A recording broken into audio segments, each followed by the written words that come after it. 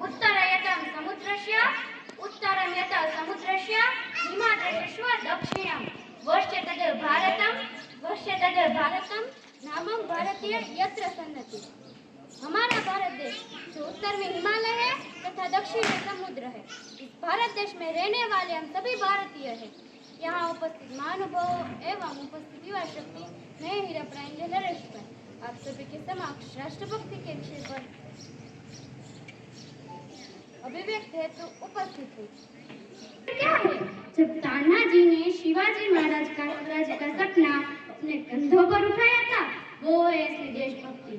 जब जमशेदजी टाटा ने देश में रोजगार के हेतु अपनी स्वयं की संपत्ति समर्पित कर दी थी, वो है असली देशभक्ति।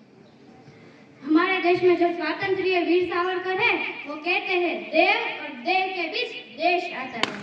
हमारे देश को आजाद कराने में महात्मा गांधी, सुभाष चंद्र बोस, भगत सिंह, सरदार वल्लभ भाई पटेल, मंगल पांडे, जवाहर नेहरू जैसे कई क्रांतिकारियों और स्वतंत्र सेनानियों का अहम योगदान रहा था।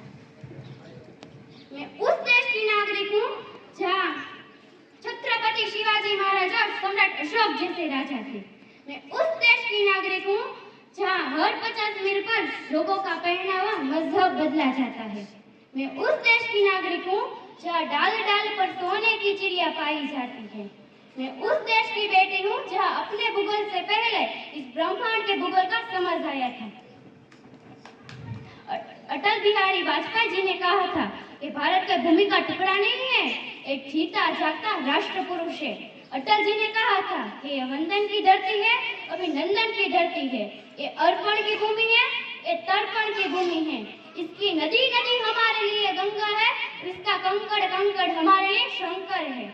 हम जिएंगे तो इस भारत के लिए और मरेंगे तो इस भारत के लिए, और मरने के बाद भी गंगा जल में बहती हुई हमारी अस्थियों को कोई कान लगाकर सुनेगा तो एक ही आवाज आएगी, भारत माता की जय, भारत माता की जय। जय हिंद।